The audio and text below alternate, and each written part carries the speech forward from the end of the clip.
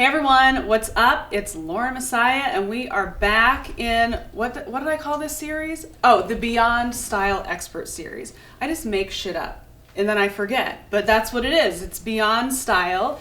Today's guest is very style related. This is Randi from the store Entre Nous in Los Angeles. She's fabulous. Oh, you're so sweet. Thank Look you. At all of the fabulousness. Oh my goodness. Well, tough company I'm keeping. So good. So just as a little introduction on how we know each other, we are new friends. New friends, We're yes. new friends. Mm-hmm. So there was a store on West 3rd Street called Entre Nous. Yes. It's a high-end, resale type of consignment store. And I'd been in a few times, and I was like, I want to do a video about resale, so let me call them up. And I think Regina was... Yes, previous owner, Regina, yes. And I saw him calling, I was like, is Regina there? And I was like, no, Regina's not here. So it's like, what? So the boutique moved to Robertson because she bought the business and completely revamped it. So I met you on accident because I thought I was meeting someone I already knew. Oh, I didn't even know that. Yeah. Okay. Yeah. Okay, that makes so much sense. So I was now. like, you're not her, and the store looks completely different. It's in a completely different location, and no shade on what it was before. I had some great experiences before, but you up-leveled that. I mean, you up-leveled hard. Oh, well, thank you very much. Very, very hard. Very good. So tell, a little bit of your story about how you got the boutique. Of course. So I was in a career transition where I was really looking for my next chapter. I had a background in fashion and in business. And for the last 6 years, I'd been working in business. And I just I love fashion so much. I love luxury consignment. It was just calling me. I felt like I was doing a disservice to myself by not continuing my path in fashion. So I was trying to explore a bunch of different options of what to do. And I am an entrepreneur, so I couldn't really see myself necessarily submitting resumes and going to work at a corporate company. And I just thought, if the world is my oyster, really, if I had my dreams come true, what would I do? And it's really to own a luxury consignment store. Wow. So, I had that idea in my head. I was on the internet. I Googled luxury consignment store for sale in Los Angeles. This listing popped up for Entre Nous. Oh my gosh. And I knew that I recognized it. I never actually been into the store before. Yeah. But I'm I've drove past that store a million times. So I filled out this online form about inquiry about this business for sale. The next day, the owner calls me and she says, I hear you're interested. I wanted to meet with her. Long story short, we do due diligence process and I end up buying it from her. And basically, she had just owned it for such a long time and was just looking for her next chapter in her life. Yeah. And so I took basically the name, her client book, and some of the inventory that she had, and I wanted to put my stamp on it. So I rebranded it, curated it, moved it, built out a space, so I felt ownership over what the new store was going to be, even though it had the old name. Yeah. Yes. And you made it so different. Oh, well, it's when you go in the store, it's so glam and it feels so personal, and I love the little back room. Thank where you can, rent things. And one thing that I really love, being a stylist, you're stylist friendly. Yes, very stylist friendly. Love working with stylists. The other store was not. Right. And a lot of luxury consignment stores are not. Yes, a lot of them are. But I have a background in styling, so I knew how useful it could be to the industry. And the one thing about the store itself, you were mentioning how it's personal and glam. I want, whether you're a stylist or a person coming in and just shopping for a new handbag, I really wanted it to feel like an experience. Yeah. And I think so much of the time in this day and age, that's what we're really missing in life.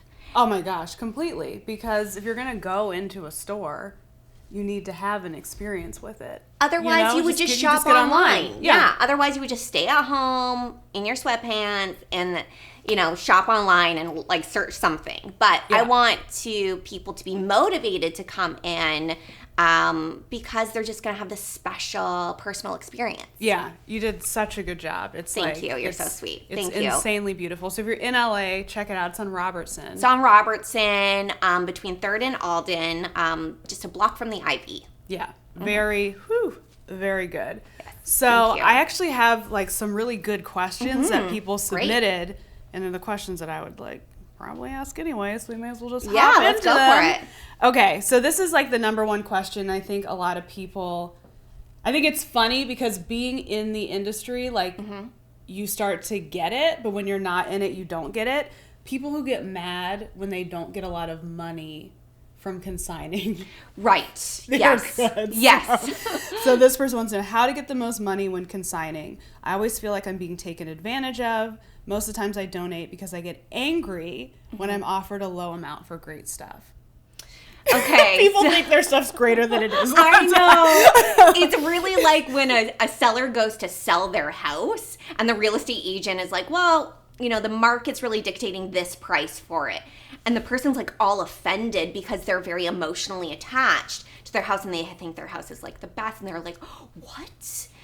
Oh, I'm not selling it for that. Yeah. People are the same about their clothes. And this is like a very dynamic topic because there's many layers to it. So one, right back to what I said about the real estate market, there's a market for clothes and secondhand clothes. And unfortunately, I would love you come in and you bring in like the most fabulous, like vintage Chanel bag. Chanel is probably a bad example because it always retains its value. Yeah. But let's say, something else, Saint Laurent. And I'm like, Lauren, oh my God, this is like fabulous. I feel, and then that we should price it at this because it's so unique and so one of a kind.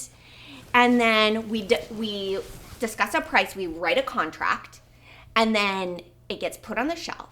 And people might come in and they might look at it and they're like, oh my gosh, that handbag is so cool. Like, where did you find it?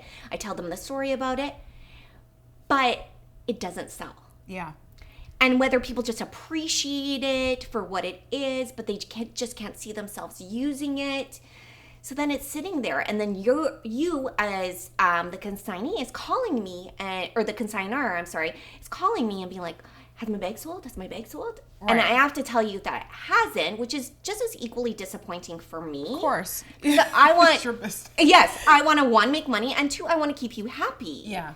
And so then that's when you have to like start having the conversations about lowering the price. And that's always disappointing for the consignor. And the more emotionally attached they are to the item, the more disappointing it is. Yeah. So I think it's very important to have a conversation if you do bring your items in to a consignment shop. Just say, this is what I'm looking for a price. This is how much I want to make. If you can't sell it for that price, I'll just take it back. Yeah. Because that's when you really get into issues. If you don't have all of those conversations, and then what happens is the consignment shop takes it upon themselves. They really should have those conversations with you. But I've even been in the situation as a consignor where they just keep marking it down. Yeah. And then it's basically like $20 you get for it because no one bought it. Right. I would have rather just kept it. Yeah. Yep. And so I think that's where people feel like the ripped off part. The other layer to that is if you go into a store, there are some stores in LA that will offer you cash for your items. And that's when I feel like as a consignor, I've like got pissed off myself. And I'm like, seriously? Like that's nothing. You're giving me nothing. And it feels like the store's not appreciating the quality or what it is, but really they're just trying to take on the least amount of risk as possible. So that's not the way to make money as a consignor. Never go into the store and just get cash. Yeah. You're going to get the least amount for your item. Yeah. That way. And then also too, with the big websites, not gonna like name any names, but as soon as you send that item off, it's out of your control at that point. Yeah. And that can be really disappointing because they start, I know one website in particular that hasn't sold after 2 weeks. They just start marking it down, marketing down. And then if it doesn't sell after 30 days, they just donate it. Yeah, I know the exact website you speak of, and I don't work with them for that. And I've had so many clients that get really pissed and are sad about it, which is why I only consign with certain stores because I know they like are either very transparent about it or they respect the item. And I would just say, like, at least in my own personal experience, it's easier for me to consign when I kind of lose the attachment. And, like, you're coming at it for the right reason. Like, I clean out my closet because I don't like to have a lot of stuff. I work in fashion. I can't use things too many times. People are like, Lauren, that damn jacket on video again. Right. So it's like, I'm really just getting it out to make room for new, and any money I make is icing on the cake. Right. But I remember I shot a video the other day about the wastelands and the Buffalo Exchanges. Yes. And when I was in my early 20s, I'd be like, I need this money. Right. you know, and like that's when you start taking offense to things. Yes. But really, if you're like doing it like this no longer serves me, and it's a bonus that I'm going to make money off of it, and understand that someone else is running a business too. You can't just have a store filled with old shit hoping that it sells. Right. You have to turn over, and it has to feel current and fashion forward to make people want to shop there. Absolutely. No, 1,000%. And when people come into my store also, I am very transparent in the sense that I ask them, okay, if they start like quizzing me about how long it's going to take to sell, I'll tell them straight up, I am not the place for you if you want to sell this as quickly as possible. Right. I am the place for you if you want the highest price. So it really depends what your motivation is. If you're so unemotionally attached and you're like, I want cash now, send it off to one of those websites. Yeah. You know, because they have such a wide audience. But if you want the most amount of money and you can be a little patient, consignment store is the way to go. Yeah. For sure. I mean, I find it fun because I'll, ship stuff off to be consigned. And I'm like, oh, cool, I just got to check. Score. Right. Yeah. And I started putting like all of my consignment money just like in a separate like little savings account. I'm like, cool. Like you can actually see it add up. Yes. It's just like a bonus. But that's just how I think of it. I know other people, come from a different place. Let's see. Let me see which one I want to ask next. Yeah, we'll just go in order. Okay. In your opinion, what's the best thing to look for in a consignment shop, like when you're shopping, especially for luxury goods? Bags, shoes, jewelry, jackets, anything in particular? Oh, you mean like what item is the best to look for? I think that you can get the best deals on shoes. For whatever reason, the large part of the population has this mental block when it comes to buying shoes secondhand. Yeah. It doesn't bother me at all. Right. And most consignment stores get their shoes cleaned anyways, and I think people get a little freaked out about that sometimes. Yeah. But like bags hold their value the most. So they would be like the highest priced item. But if you're really looking to like score some deals, look for the shoes. Yeah. And because consignment stores will always price those lower because the demand is less. Right. I got a really cool pair of Chanel shoes that the heel's like a little match stick. Oh, cool. Yeah, I'll show you my closet after this. Yes. Oh my gosh. But they're gorgeous, and they were for like Chanel shoes, they were barely worn. They were so cheap. I think I got them for like $200. But I took them right to my shoe place, had them resold, had them cleaned up just in case. Right. And they're fine. Yes. But yeah, a lot of people are like, ew. Yeah. But I mean, how many feet have been in the shoes you buy at the store that have been tried on? I know. I said the exact same thing to people. I say the exact same thing. And then some of the shoes at like my store, for example, they have never been worn because I get them from stores. Yeah. So I get their stock that they just cannot sell. So even though they're, people will ask, are these secondhand? I'm like, well, we are a consignment store, but those are brand new. Yeah. So, people just need to get through that like mental block about it. Yeah. Okay, great tip. Let's see. For you personally, what are the best kind of luxury consignment deals that you've come across, that you've added to your closet, or maybe that have just come into the store? I think a lot of my pieces in my personal wardrobe that I'm like most excited about are actually from vintage stores or when I've traveled that I've had to dig for. Yeah. You know, and not necessarily are the most popular item or what everyone else is wearing. Like the Gucci purse that I have, I bought that 4 years ago before Gucci was like even a thing, and I got it for a great price because it wasn't in demand at all, and I just felt like, oh, this is such an interesting piece. It's Gucci and it's not like anything I've really ever seen before. It's like $225. I mean, it looks like you just got it like at the Gucci store. Right? Like, that's how like current it looks. It does, yeah. And now they brought all of those looks back and patterns back from 20 years ago. So that was like a great score. Yeah. A couple of years ago, I found a vintage Dior clutch that had like the signature print on it that just came back now. Right? Yes. I got it for $75. Oh my gosh. And I'm like, yay. Yes. Like, I had my spidey sense went off. I'm like, this is dope. Yes.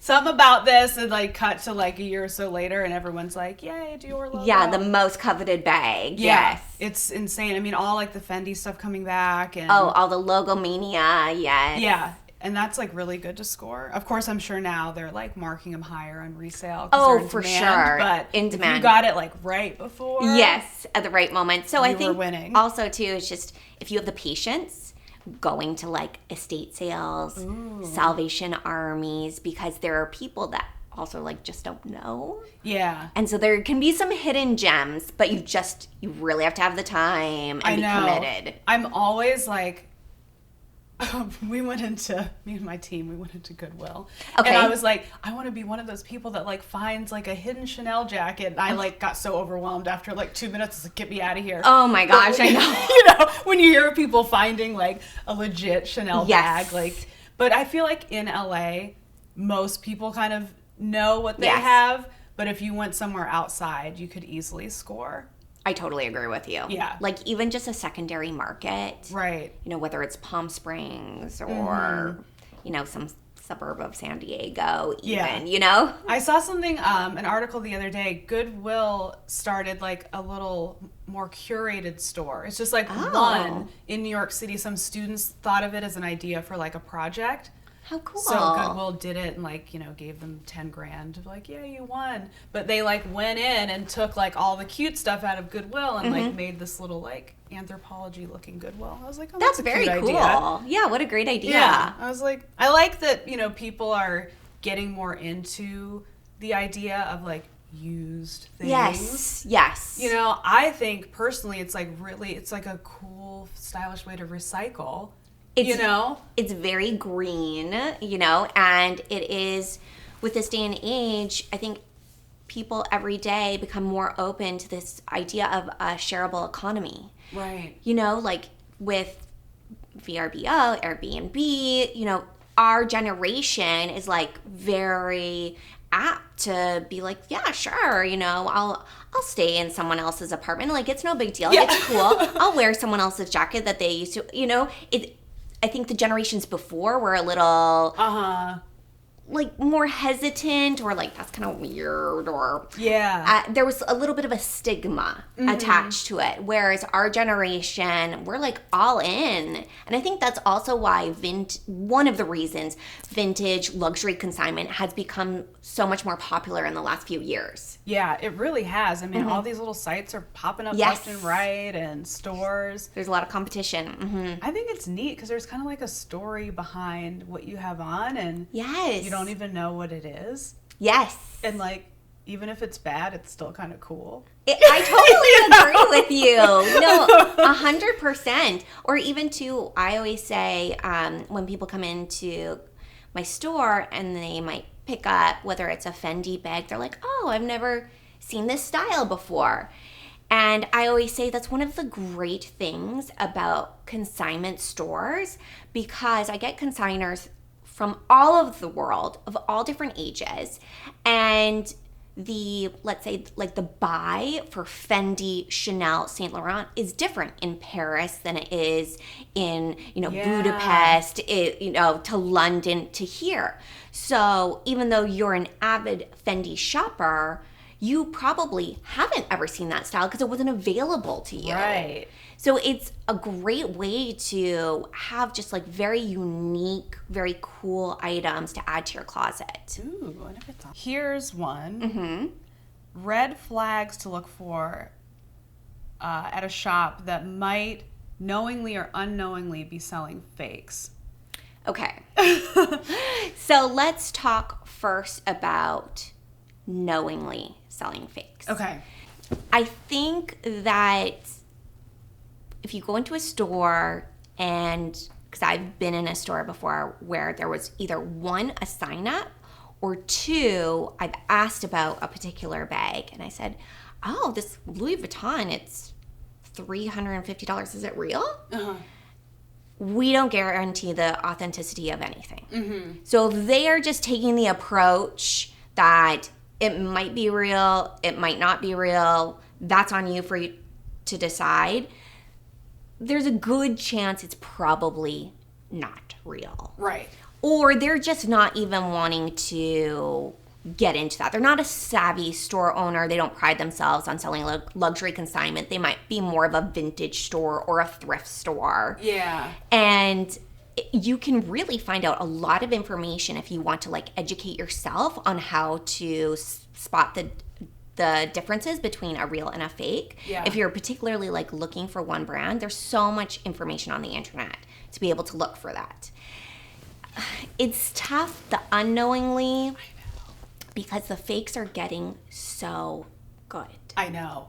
Dude, I'm going to tell you a story. Let's hear it. Which I don't tell anybody. Okay. So I bought a Givenchy bag. I mean, I paid, I found it at a store where things were marked down lower. I won't name the store because it's not their fault that this happened. But I still paid a lot of money for it. I still paid like $2,000 for it. Okay, wow. And I carried it for months and months. And then one day I picked it up and I noticed that the E fell off. Okay. And I was like, oh, bizarre. Like, how did that happen? So I'm like having my assistant look. I'm like, how can I get this replaced? And she had to call Givenchy, and they were like, our stuff doesn't fall off. And I was like, okay. So I was like, why don't you like take it in, you know? And yes. So I'm like scheduled an appointment, and I'm looking up on the internet. I'm like, this motherfucker is fake. So I had looked at all the things, and it was very slight. So slight. You know, so I had like my ruler out. I was like, oh my God, all of the letters aren't lining up perfectly. They were like slightly off, you know? And here I'm thinking maybe that's why it was like a little bit marked down. It's not a big deal. And then I had it for a while and kind of the sides were not staying up properly. So I contacted the store and I was like, listen, I work in fashion and I unknowingly have been rocking a fake Givenchy for like months. Right. And they were like mortified and they investigated it and it turned out it was return fraud. So someone my gosh, I just got goosebumps. Right? Someone had like purchased the real one, put the tags on the fake one, returned the fake one, got their money back, and then got the real one and did, you know, whatever the hell they wanted to it.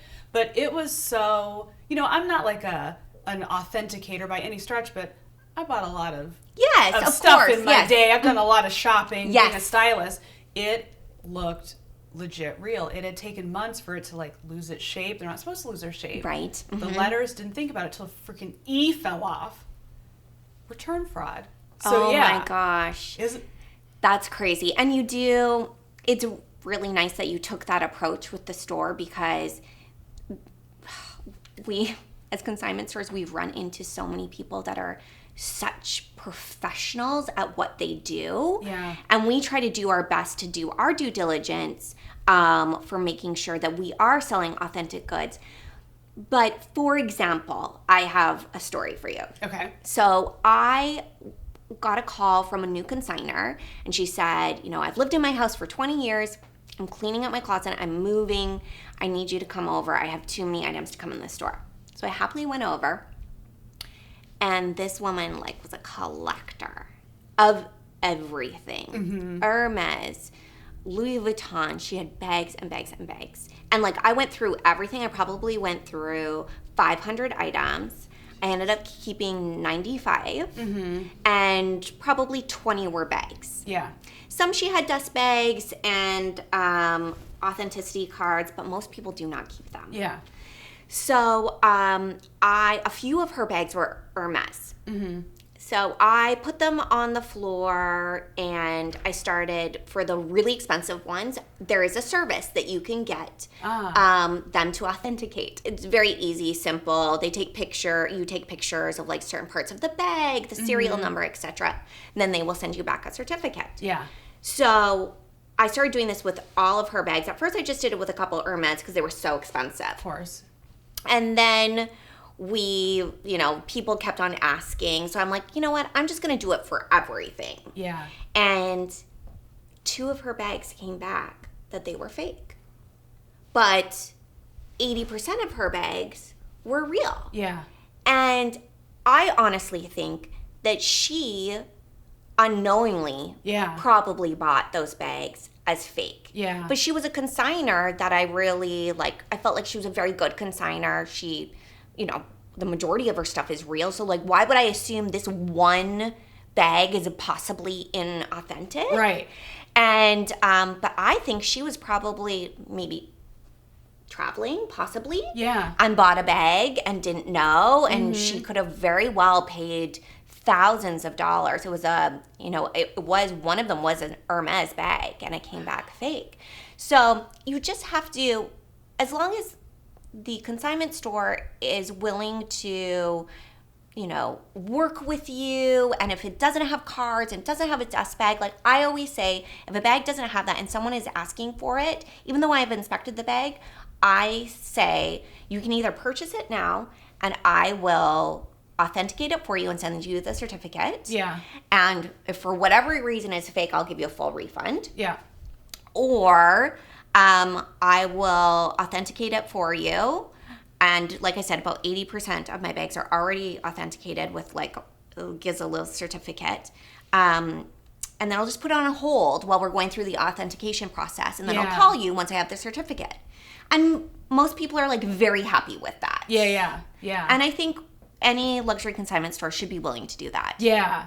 I think the good ones, they're willing to back up their products. Because that's we don't want to sell fake bags. No. Then it's terrible. It's going to reflect poorly Yes. on you. And it just is a sucky feeling. I felt dirty. I was I know. Especially you just, had this idea and this perception in your mind of what you were carrying. And you spent so much money. Yeah, it wasn't I was well, it's $300. Yes, it's I was a just risk, going to say that. Yeah, exactly. Because I remember, years ago, way before I was even buying good clothes, at Wasteland, I found an Hermes scarf. And it was I was is this real? They're yeah. They're Right. maybe. Yeah. And it was cheap, and I bought it. I got that thing home. I was this.